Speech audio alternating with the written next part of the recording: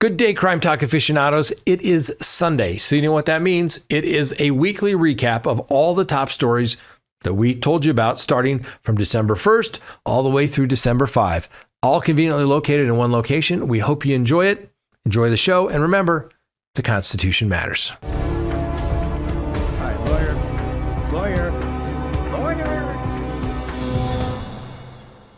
Next, pretrial motions in the Luigi Mangione case. What have we told you all the time, ladies and gentlemen? The motions hearing are the most important part of any case. It decides what evidence is going to come in. Was it obtained illegally or legally? And it's really a watershed moment in any case. And here, what do we have? He's asking for the evidence, his backpack, to be suppressed. Why? Because it has its journal, i.e. confessions. Oh, it has the gun. It has the silencer. Yes, those are all bad things. You can always look to the motions filed by the defense because they're trying to make the bad evidence go away or limit its admissibility or limit how it can be used in court. So obviously the defense thinks these are bad things for the defense case. Hence the reason they're trying to get them suppressed. So as the first anniversary of the fatal shooting of the United Healthcare executive Brian Thompson approaches, Luigi Mangione, the 27-year-old Ivy League alum accused of the crime, returned to the Manhattan Supreme Court on this morning for a series of pretrial motions hearings. These proceedings, expected to span the week, represent a pivotal phase in Mangione's state-level prosecution for second-degree murder and criminal possession of a weapon. Now, hey, he ditched his prison attire for a tailored suit, and he appeared quite composed amid a visible show of support from admirers outside the courthouse, underscoring these cases' transformation into a cultural flashpoint. So, what's going to take place? The motions hearing serves as a foundational element of the American criminal justice system, designed to resolve evidentiary and procedural disputes before a trial commences. Now, these motions hearings allow both the prosecution and the defense to present argument to the judge, here, State Supreme Court Justice Gregory Caro, regarding the admissibility of evidence, the scope of the witness's testimony, and other matters that could influence the fairness of the proceedings. By addressing such issues in advance, the court aims to prevent the introduction of improperly obtained or prejudicial material, thereby safeguarding the defendant's constitutional rights under the 4th, 5th, and 14th Amendments, while ensuring that the jury receives only relevant, legally admissible, reliable evidence. Now, obviously, in high-profile cases like Mangione's, these hearings can dramatically alter the trial's trajectory. Rulings on motions to suppress evidence, for instance, may exclude key items that link a defendant to the alleged offense, potentially weakening the prosecution's case or even prompting plea negotiations.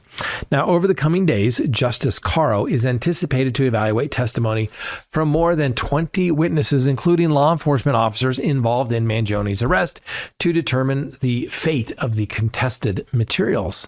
Now, the meticulous review process not only streamlines the trial, but also upholds the principle of due process, ensuring that convictions rest on untainted evidence.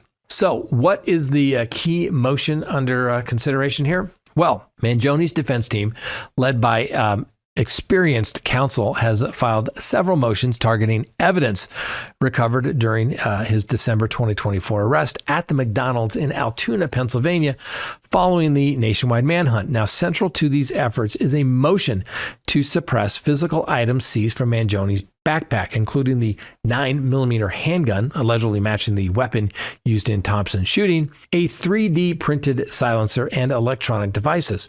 Now, the prosecutors contend that these items directly connect Mangione to the crime scene, where surveillance footage captured a masked assailant firing at Thompson from behind as he was en route to an investors' conference. Complementing this, the defense seeks to exclude Mangione's handwritten journal, which authorities described as containing explicit expressions of intent to target a health insurance executive. Entries reportedly reference admiration for historical figures like Ted Kaczynski and decry the greed-fueled practice of the insurance industry, framing the act as justified response to systemic inequalities. Additionally, the motion challenges the admissibility of certain pre-arrest statements, such as Mangione's alleged use of a false name during his initial questioning.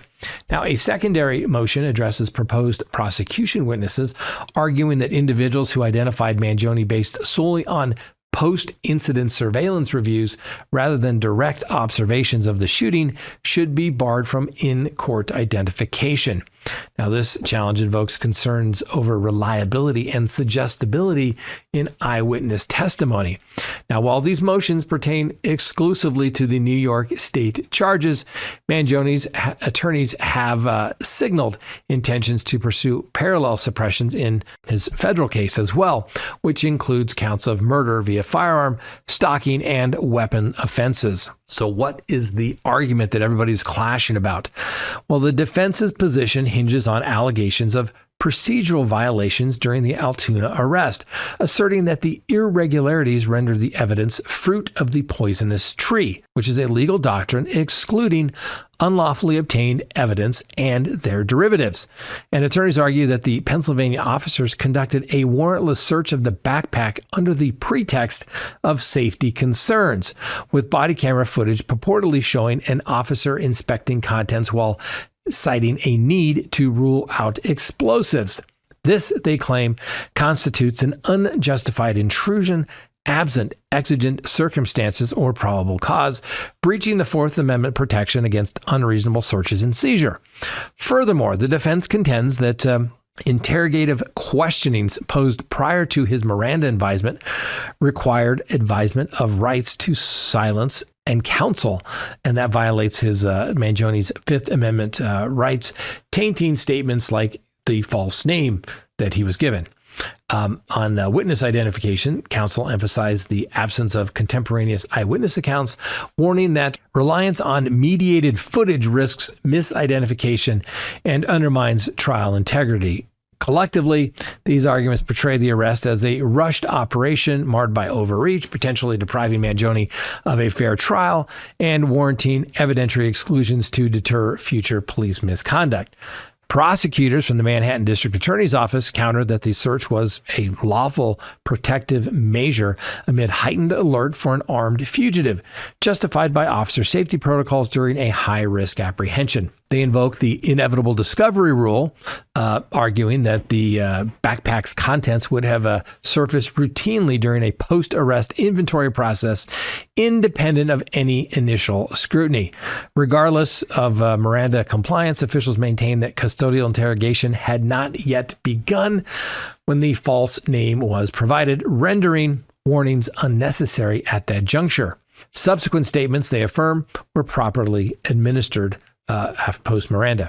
Now, on the journal and devices, the prosecution underscored their probative value in establishing motive and premeditation, quoting passages that align with ammunition markings at the scene, the delay, deny, and depose that he allegedly scribbled onto the ammunition, echoing industry critiques. Now, for witnesses, they defend identification as corroborated by forensics and circumstantial evidence, arguing that surveillance-based recognition meet evidentiary standards when unchallenged by bias or error. And in federal filings, which may inform state arguments, prosecutors have dismissed broader claims of political prejudice stemming from the public remarks from President Donald Trump and Attorney General Pam Bondi as extraneous to the prosecution team, citing judicial presumptions of impartiality absent demonstrable harm to the jury pool. So what does this mean? This hearing unfolds against, obviously, the backdrop of intense public scrutiny, with Mangione's detention at the Metropolitan Detention Center in Brooklyn drawing daily correspondence from his supporters, who view him as an emblem of resistance against the health care inequalities. The timing, mere days before December 4th, amplifies the proceedings. Resonance and the Thompson's death continues to fuel debates on corporate accountability. Now, Justice Caro's forthcoming decision could reshape the narrative. Suppression of the gun and the journal might compel prosecutions to lean more heavily on ballistic matches, and video analysis, while denials would fortify their narratives of deliberate intent. Regardless of the outcome, the state trial remains unscheduled, with federal matters slated for January 9th of 2026. Now, this little legal saga continues. It exemplifies the delicate equilibrium between the public safety imperative and individual liberties, a tension that lies at the heart of the motion now before the court. And let me tell you, ladies and gentlemen, I've said this, we knew this. They filed this motion back in the Altoona, Pennsylvania case, where Mangione was charged with like false information and possession of the weapon, things like that.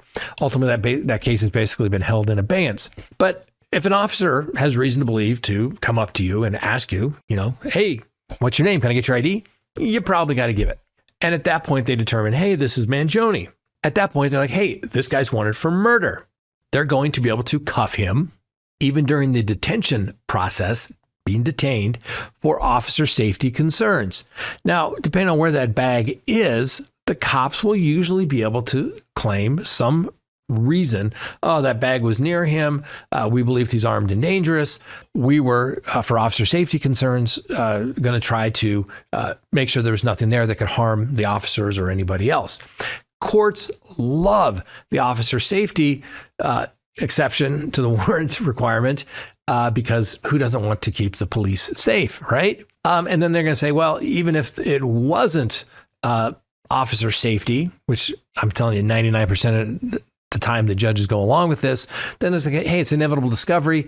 We found out who he was. We arrested him. We're going to take his property. And when we get back to the police station, it's inevitable that we were going to find this anyway, because we were going to inventory the contents of his bag so that we don't get accused of stealing his property and we have a final accounting of it. So we would have found it anyway, Judge. So it doesn't matter. Now, if this was in a jurisdiction where I normally practice in the great state of Colorado, this would be a flat out loser. But given the dynamics of this case, given the fact that it's New York, where sometimes the judges seem to go a little rogue, heck, Luigi could have a chance, just like that scene from Dumb and Dumber. So what you're telling me is there's a chance, right? Yeah, possibly. A slim chance. If I was a betting man, I'd say slim chance, but this is the defense doing what they have to do. They're creating an appellate record. We'll see what happens. Obviously, we'll bring it to you when it does. Yep. Next, our favorite Wisconsin inmate who already has forever and a day for her sentence, now picks up an extra 90 days. Yes, let's go to Fond du Lac. I think I'm pronouncing that correctly. Fond du Lac, Wisconsin. In what can only be described as the judicial equivalent of adding a cherry on top of a life sentence sundae, Taylor Schabusiness, the Green Bay woman currently serving life without parole for the 2022 murder and dismemberment of Shad Thyron, has been handed an additional 90 days in jail for assaulting a prison sergeant, because apparently never getting out still left room for a postscript. So on Monday, Fond du Lac County Judge Anthony Nels sentenced Schabusiness after she pled guilty in October to misdemeanor disorderly conduct stemming from a July 2024 incident at the correctional institution where she's being held. The attack occurred, court records show, while the sergeant was kindly escorting Ms. Schabusiness to the medical unit after she managed to embed a staple in her own arm. One moment, helpful prison staff. Next moment, impromptu wrestling match. Prosecutors rolled previously unseen body cam footage in court that one imagines looks less like a training video, more like an outtake from a very niche horror franchise. The assaulted sergeant has been unable to return to work due to her injuries, which prosecutors described as long-lasting, a diplomatic way of saying that Schabusiness remains an enthusiastic hobbyist in the field of chaos. The district attorney informed the court that the victim specifically wanted the judge to know that the attack had real consequences. Somewhere, a calendar manufacturer quietly wept at the thought of printing 90 days consecutive to life without parole. The defense attorney, Christopher Froelich, who it should be noted replaced Schabusiness's previous lawyer after she attacked him during an earlier court hearing, argued that his client is taking responsibility and working to overcome a methamphetamine addiction. He described her life as difficult, which at this point, well, feels like the understatement of the fiscal year, doesn't it? Well, Miss Schabusiness herself addressed the court with her characteristic eloquence. "I ain't no blank. I didn't mean to go off on that blank like that at all. And I'm sorry for that." She then suggested a more reasonable punishment, maybe like, 10 days at least on the bracelet or something. Perhaps unaware that ankle monitors are generally not issued to people whose release date is sometime after the heat death of the universe.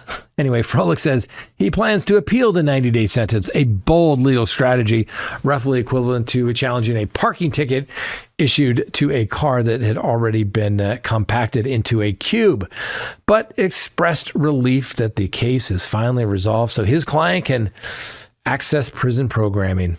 One assumes anger management. Maybe that's the one she's going for. Advanced topics are already waitlisted, I guess. Anyway, in summary, Taylor Schabusiness will serve as an extra 3 months after she finished serving forever. Sources close to the calendar industry remain baffled but cautiously optimistic about future business from the Wisconsin courts. Like I said, came from a question last night about the judge in Minnesota overturning a conviction for Medicaid fraud. So, a Hennepin County District Judge has acquitted a Minneapolis man previously convicted by a jury of defrauding Minnesota's Medicaid program of more than $7.2 million, obviously prompting some sharp criticism from the prosecutors, even the jurors, and the state lawmakers that make the law. Now, the ruling has intensified scrutiny of judicial oversight in large-scale public assistance fraud cases in the state. Now, Abdifatah Yusuf and his wife, Lou Ahmed, were indicted back in June of 2024 on multiple felony counts related to their operation of Promise Health Inc., a home health care provider enrolled in Minnesota's Medicaid Housing Stabilization Service Program. State investigators allege the company billed the program for services that were never rendered or were unsupported by required documentation, despite having no physical office and conducting business for years through, that's right, a commercial mailbox. That's a P.O. box for those who don't know that. So prosecutors presented evidence that Yusuf transferred more than $1 million from the business account to his personal account and then withdrew $387,000 in cash, because that's normal. And then financial records reportedly showed extensive personal spending at high-end retailers, including, Coach, Nike, Nordstrom's, Canada Goose, Michael Kors, and other luxury outlets. Anyway, back in August of 2025, a jury convicted Yusuf on 6 counts of aiding and abetting theft by swindling exceeding $35,000 each. However, in November of 2025, an order by the district court judge, Sarah West, granted the defendant's motion for judgment of acquittal, vacating the guilty verdict on all charges. Now, in her written decision, Judge West stated that the prosecution's case rested predominantly on circumstantial evidence and that the state failed to exclude other reasonable interpretations of the financial transactions. While expressing concern of how fraud was able to occur within the Promise Health operation, the judge concluded that the evidence presented at trial did not meet the constitutional standard of proof beyond a reasonable doubt. Now, needless to say, the acquittal has drawn some strong reactions. The jury foreperson, for example, a guy by the name of Bren Walfort, described the panel's deliberations as straightforward, lasting no more than 4 hours, and expressed astonishment at the ruling. Another juror told local media that the panel reached unanimous agreements pretty easily based upon the evidence. A state representative chimed in, Kristen Robbins, called the decision stunning and renewed calls to strengthen state fraud statutes to improve prosecutorial outcomes in similar cases. Well, Yusuf's defense attorney, Ian Burrell, welcomed the ruling. Of course he would. Why wouldn't you? I'd be happy if that was my client, right? Anyway, he asserted that it validated his client's position that no criminal fraud or racketeering occurred. The court's careful review of the evidence and application of the law reaffirmed the bedrock principles that conviction requires proof, not mere suspicion. Well, the Minnesota Attorney General, Keith Ellison, who you would think would go along with that decision, he said, no, we're going to appeal it, arguing that sufficient direct and circumstantial evidence supported the jury's verdict and that the trial court erred in substituting its judgment for that of the jurors.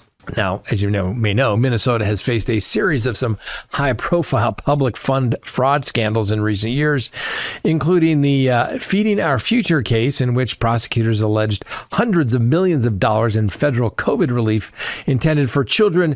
Nutrition was actually embezzled. The use of case is separate, but has been cited by critics as part of the broader pattern of vulnerability in the state-administered benefits program. Now, the appeal will be held by the Minnesota Court of Appeals, and a briefing is expected sometime in early 2026. Now, last night we were on our live. Somebody asked about this. I think I heard, maybe saw a quick headline about something, but I didn't pay much attention to it. To the defense counsel, I guess, hey, congratulations, you convinced the judge. To the judge, wow. Like I said, I've been doing criminal defense for 30 years. Never had a judge override the verdict of a jury. Never. Now, I've had judges that have been a little surprised by whether or not guilty verdict or even a guilty verdict. Like, wow, I thought they were going to quit him on that. But the judge never overrode it because that's the job of the jury. The jury has the instructions. They know the legal standard, and the jury was satisfied beyond a reasonable doubt. So I haven't seen the complete order, but for the judge to say that the prosecution's evidence didn't meet the standard, well, why didn't she throw it out at the motion for judgment of acquittal after the prosecution rested their case? Well, usually because the judges will state, and the law usually states, that the judge should not substitute itself as the 13th juror in the case and let the jury decide if the prosecution has proven their case beyond a reasonable doubt. We'll have to wait and see. Shocks me. When I was reading several articles about this, that actually got job. I can't recall of a case. I'm sure there have been, but I can't recall any off the top of my head where a judge says, yeah, those guilty verdicts we're going to overturn. I just don't think the evidence was sufficient enough. Unbelievable. The FBI arrests a Virginia man in connection with that January 5th, 2021 pipe bombing. Just in time, squeaking in the statute of limitations. So what do we know so far? Not much, but this is going to be interesting because remember, the person that is accused of planting these bombs, nobody could figure out who it was. Why? They couldn't figure identity. Why is that significant? Guess what? That's the most important part of any crime. They have to prove that it was in fact the defendant. And yes, there were even reports a couple of weeks ago that people were saying that the person has been identified and it was somebody that apparently is not the guy in custody. And people were saying, well, it was based upon the gait of the person, their walk. You think you'd have to have a little more than the gait of somebody to prove identity. Well, apparently some of those people were wrong. That's why we kind of held off talking about this until more information came about. Sometimes you got to wait, ladies and gentlemen. You can't jump to conclusions. So federal authorities have taken into custody a gentleman from Virginia, a 30-year-old man by the name of Brian Cole Jr., and he has been arrested in connection with the placement of 2 viable pipe bombs outside the Democratic National Committee and the Republican National Committee's headquarters in Washington, D.C. on the evening of January 5th of 2021. The day before the congressional certification of the 2020 presidential election results. So, law enforcement services confirmed that FBI agents executed the arrest early Thursday morning at Cole's residence in Woodbridge, Virginia, culminating in a nearly 5-year investigation. Simultaneous court authorized search warrants were conducted at the home and a family-owned bail bonds business where Mr. Cole was employed. Now, surveillance footage released by the FBI in its initial stages of the probe depicted an individual wearing this gray hoodie, sweatshirt, facial coverings, gloves, glasses, and some distinctive Nike Air Max Speed turf shoes while placing the explosive devices in nearby locations shortly after 7:30 p.m. on January 5th. Now, the bombs were discovered the following afternoon on January 6th by passerbys and law enforcement personnel as large crowds gathered near the United States Capitol several blocks away. Now, these officials have described these devices as functional explosives equipped with timers, though the timers had reportedly expired by the time that they were located, so obviously they didn't detonate.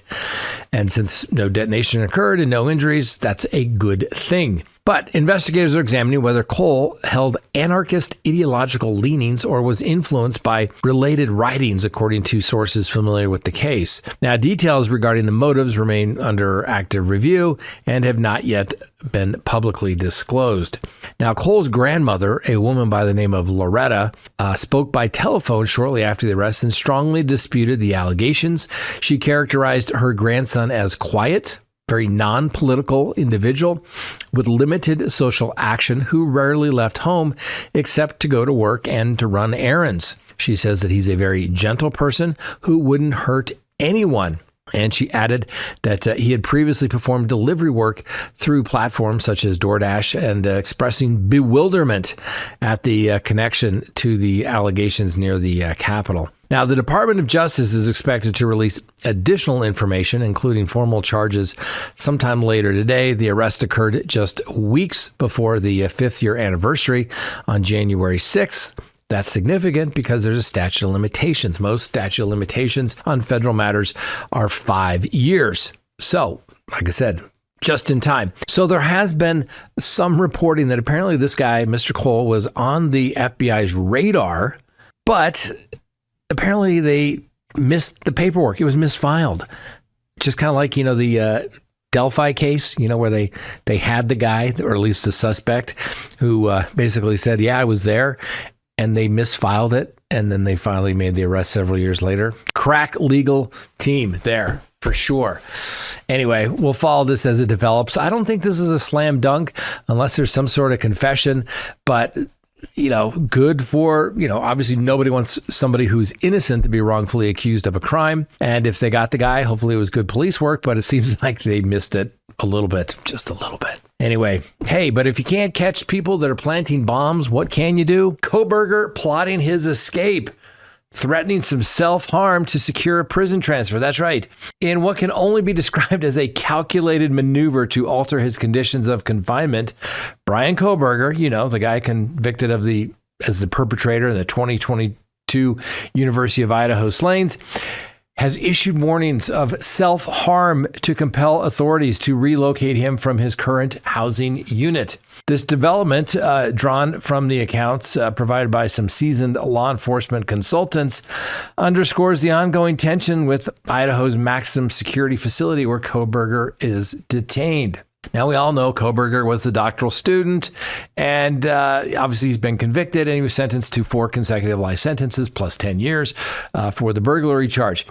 He recently had his 31st birthday, has endured persistent disturbances from fellow detainees in the restrictive housing section known as J Block. Now, despite measures designed to isolate him for his protection, limiting him to 23 hours daily within his cell and a single hour of supervised outdoor activity, the environment has proven, untenable. Now, reports indicate that adjacent inmates have engaged in coordinated verbal assaults, including shouts delivered through ventilation systems and other disruptive actions that have disrupted his rest and heightened his distress. His being obviously Brian Kohberger. Well, Kohberger has escalated his grievances by notifying correctional personnel that he will inflict harm upon himself unless transferred to a more accommodating area. such as a medical ward featuring, larger accommodations. Now, these communications, conveyed both orally and in formal written submissions, have prompted heightened security from the staff, who have intensified monitoring protocols and restricted access to potential implements that could result in self-harm, such as writing utensils or any flexible materials. Now, the source within the facility emphasized the ambiguity surrounding Kohberger's intentions and whether the declarations represent a genuine risk or a strategic ploy for leverage remains under evaluation. And the core inquiry is whether this serves as a bargaining chip to exit J Block or signals a deeper intent. Now, he does specify harm rather than a fatal act, yet the potential for escalation apparently can't be dismissed by the prison facilities. Next thing you know, the family will be suing the jail if he harmed himself, saying that you were warned and you didn't protect him. Anyway, correctional officials operating within the Idaho's sole maximum security institution have maintained Kohberger's current placement to prioritize his security amid evident hostilities from the general population. Now, this isolation, while protective, has not quelled the underlying animosities. Sources also describe a prison culture that has rejected Kohberger's presence, with inmates expressing their disdain through relentless provocations that have persisted unabated since his arrival 4 months ago. Now, this is not Kohberger's first attempt to address perceived inadequacies in his confinement. Records from the facility reveal a pattern of formal petitions submitted shortly after his intake, citing incessant verbal intimidation and, in one instance, sexually charged threats overheard by staff. These included derogatory remarks about his person, documented in an internal incident report. A subsequent housing review in August affirmed the need for continued segregation, though Kohberger expressed aspirations for eventual integration into the communal activities of the prison. Now, the breadth of the dissatisfaction extended beyond interpersonal conflicts. Early filings highlighted discrepancies in meal provision, such as incomplete trays and barriers to commissary services. And more recently, objections have been centered on specific dietary elements, including the variety and the condition of the fruit being served, as well as the dimensions and the positioning of his cell. Such demands suggest, and reflect a bid for, preferential handling rooted in his notoriety of being the Brian Kohberger. Anyway, these actions are somewhat symptomatic of a broader question of dominance and recognition that he demands. And this dynamic revolves around the influence and autonomy, right? Prior to these events, he occupied a peripheral existence. The act in question elevated his profile, and by withholding, the narrative details during the court proceedings, he retains a measure of authority over the unresolved elements of the case. Now, obviously, the incidents trace back to November 13th, 2022, when Kohberger entered an off-campus residence there in Idaho, resulting in the fatal stabbing of 4 students. And genetic evidence obviously recovered from the knife sheath abandoned at the scene facilitated his arrest in Pennsylvania just weeks later. And the implement itself, the K-bar, a tactical knife obviously acquired online months prior, had not been located, and no established ties linking Kohberger to any of the victims. Now, in July, there was a plea agreement. Kohberger admitted to guilt to the 4 counts of first-degree murder, 1 count of burglary, accepting the sentence of life without the possibility of parole, and he also had to waive any appellate rights. Now, the absence of the mandated disclosures regarding his rationale or victim selection has perpetrated speculation, a void that Kohberger is going to try to exploit for his own better footing of the situation. Anyway, the Idaho Department of Corrections has not issued a public statement on these matters, adhering to policies that curtail the release of sensitive inmate correspondence. And as scrutiny intensifies, the facility grapples with balancing security imperatives. The facility grapples with balancing the security against the inmates' escalating assertions in a case that continues, obviously, to, draw our interest. You know what? Brian Kohberger's been convicted. He's at the maximum security prison. I say get over it, dude. I've had clients that have been at the ADX for years. That's the Supermax. Get over it. You're in prison now. You're not going to get to call the shots. This guy literally thinks that he is so entitled. He needs to understand he's not running things anymore.